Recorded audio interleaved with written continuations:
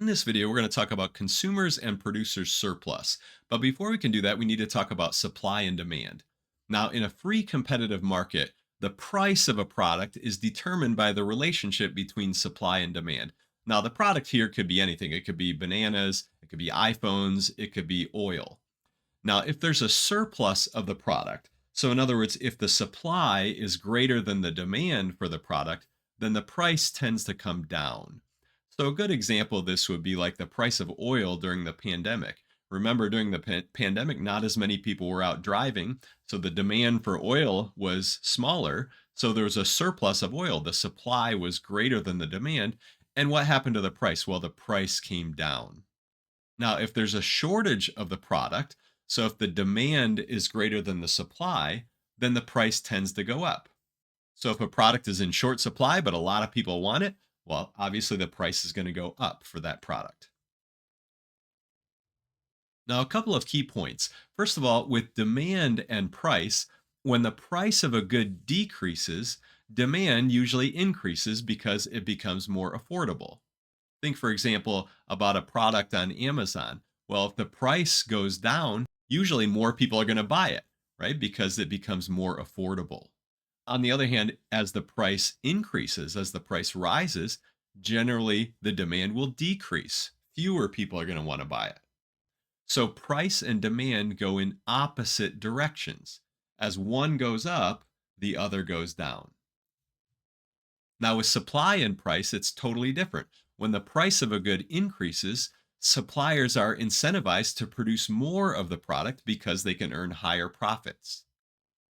On the other hand, if the price decreases, suppliers might produce less because it's less profitable.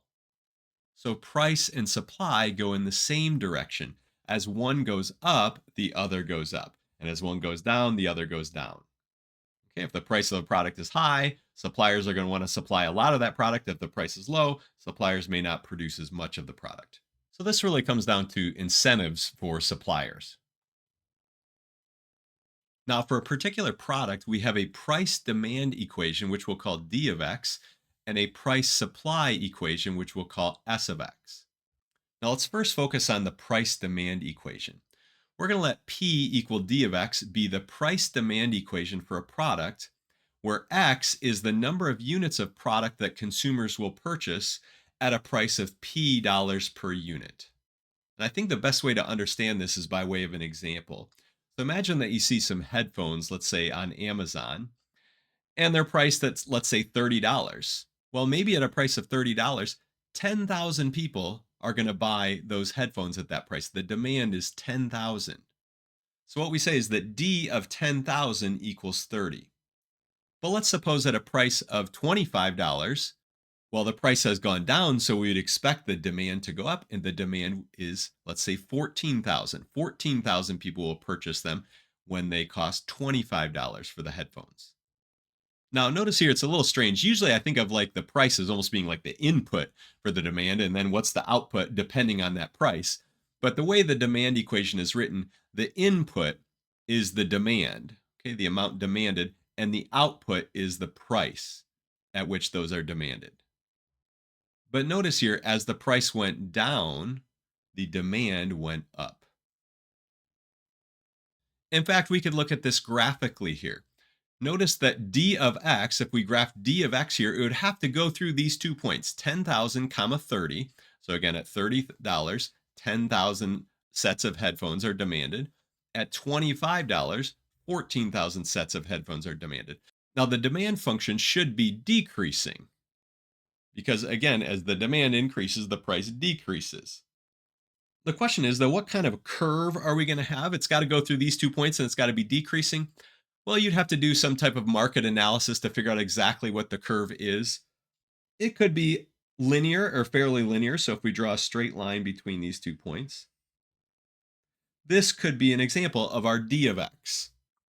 And I actually have an equation for that line right here. D of X is this. If you figure out the equation of the line that goes through these two ordered pairs, it turns out the equation is this. Or you could rewrite it with a negative 1/800th as a decimal like this. So this would be an example of our D of X here, our price demand equation. And again, notice it's decreasing. Now, what about the price supply equation? Well, we're going to let P equals S of X be the price supply equation. By the way, the reason they put a P equal this is to indicate that the price is really the output of the function. The X, the input, is the number of units of product.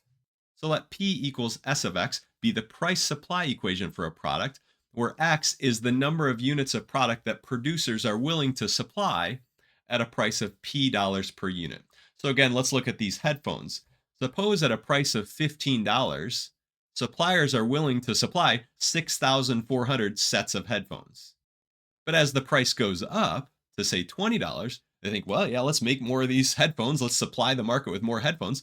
In this case, at a price of $20, maybe they want to supply 12,800 sets of headphones. So notice here, as the price went up, the supply went up. And again, it's a little weird. I tend to think of the price as almost like the input for the supply, but it's actually the output here. The input is the number of units, and the output is the price. So what could our S of X look like? Well, our S of X is going to have to go through these 2 points, 6,400 comma 15. So at $15, 6,400 will be supplied. At $20, 12,800 will be supplied. So the price supply equation has to go through these 2 points, and it has to be an increasing function. The price supply function will always be increasing.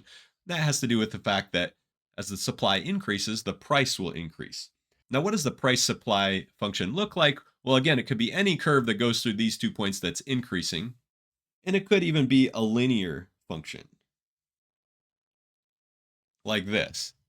And actually, I figured out what the equation is for that linear function. The S of X, or the P equals S of X function, is this.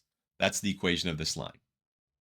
So here on Desmos, for our headphones example, I've drawn the price demand equation. Again, at a price of $30, 10,000 are demanded. At a price of $25, 14,000 are demanded. And I've drawn it as a linear function here. Now, notice I didn't draw it over here because we can't have a negative demand. Also, if we zoom out a little bit here, I didn't go past this because we're not going to have a negative price. But here's a line that goes through those two order pairs. Now, we also have the price supply curve, and it has to go through these two order pairs. Now, this point here where the two curves intersect is called the equilibrium point. Notice the coordinates are 16,000 comma 22.5.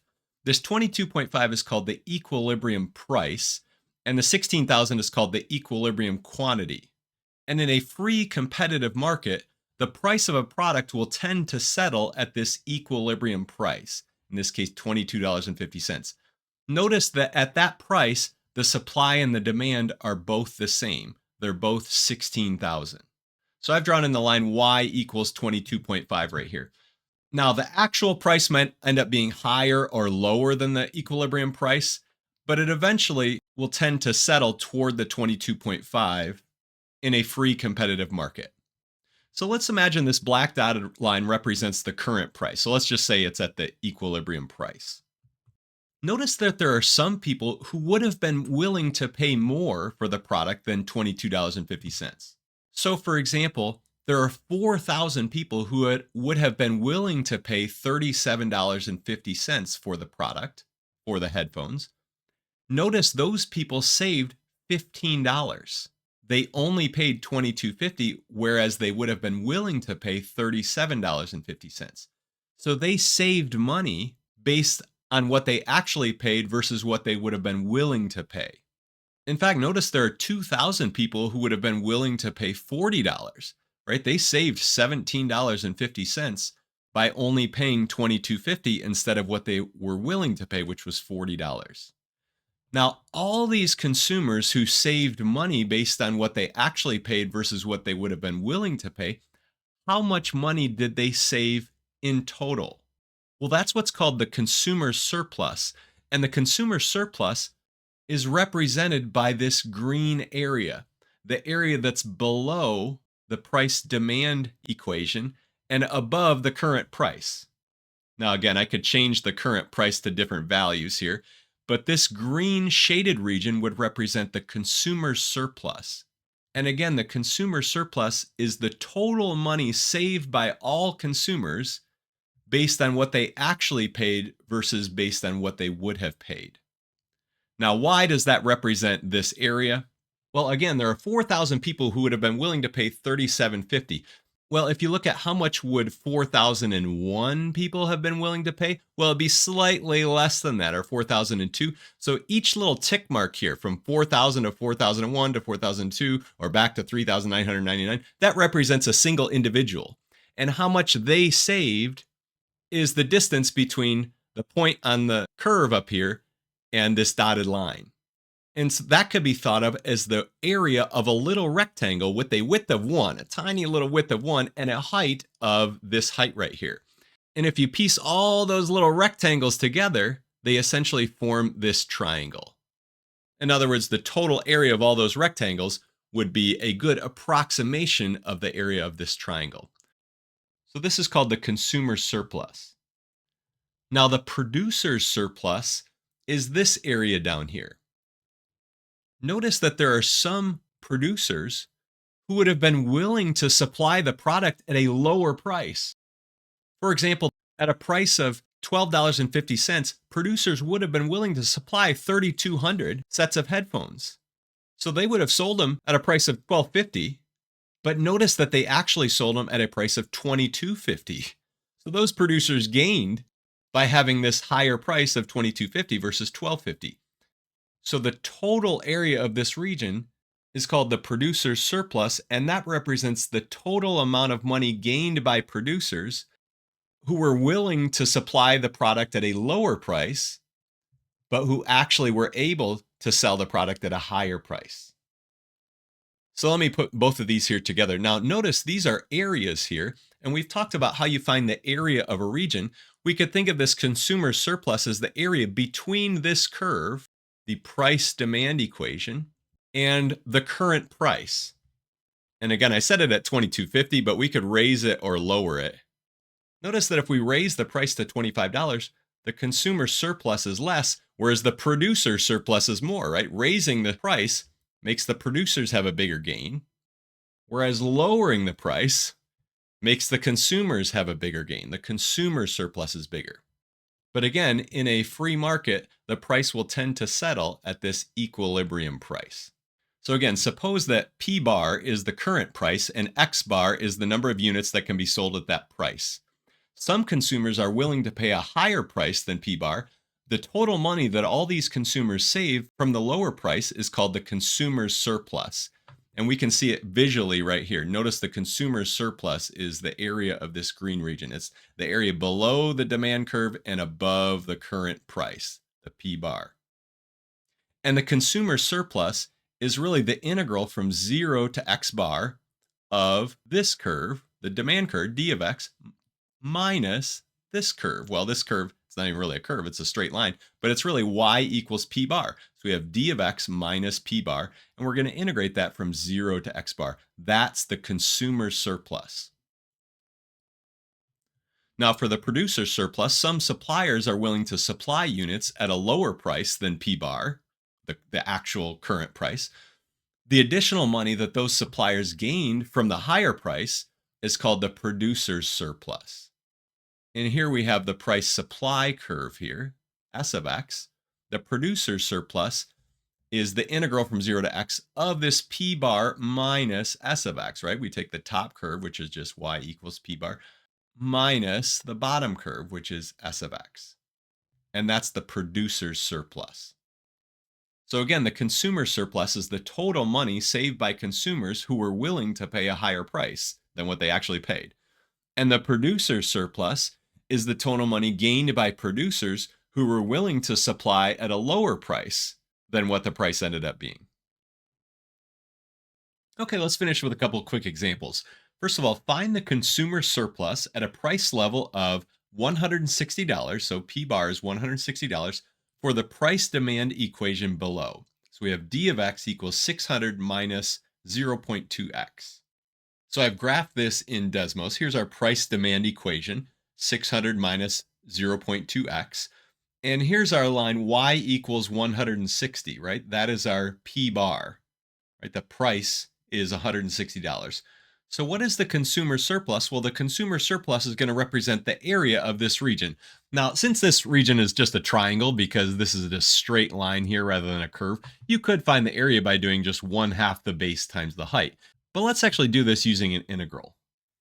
So, what is our integral going to be? Well, we're going to integrate the top function minus the bottom function from 0 to what? Well, what is this number over here? Well, it turns out it's 2200, but without having the graph in front of me, how could I know that it's going to be 2200?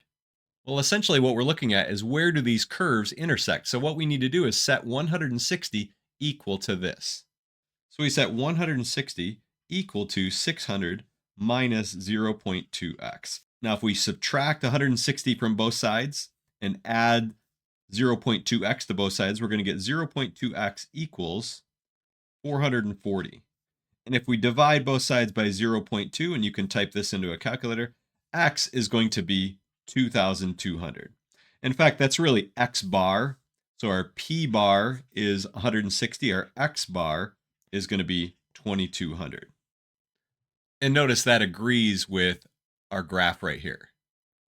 So now what we need to do is to integrate from 0 to 2,200, this top function minus the bottom function. Okay, so I've written the integral here for the consumer surplus. It's the integral from 0 to 2,200 of the top function, 600 minus 0.2x, minus the bottom function, 160. And we can actually simplify this integrand here. 600 minus 160, that's really 440, minus 0.2x dx. The integral of 440 is 440x. Then the integral of 0.2x would be 0.2x squared over 2. And then we're going to evaluate this from 0 to 2,200. Now you can simplify this. This is really 0.1x squared, right? 0.2x squared divided by 2. Evaluated from 0 to 2,200. So what we do is we plug in 2,200 for x and then subtract what we get when we plug in 0. So you're going to have 440 times 2,200. And when you plug all that in, you get 35,200. That's the consumer's surplus. Okay, let's do another example. Find the equilibrium point if d of x equals x minus 9 squared and s of x equals x squared plus 2x plus 1. So we have our price demand equation and we have our price supply equation. Now I've graphed both of these curves in Desmos, but again, neither of the curves makes sense if x is less than 0. You can't have a negative number of units. And the demand curve has to be decreasing, so this part of the curve doesn't make sense over here. So this is really what the curves look like. Okay, so what we're looking for is the equilibrium point. This point here, the point where the two curves cross. Okay, so what we need to do is set x minus 9 squared equal to x squared plus 2x plus 1. So this is really just an algebra problem. So how do we solve this? Well, we're going to write x minus 9 squared as x minus 9 times itself. And we FOIL that out to be x squared minus 18x plus 81. And notice that we have an x squared on both sides, so we can subtract an x squared from both sides. We can add 18x to both sides to give us a 20x over here, and we subtract this 1 from both sides to give us 80.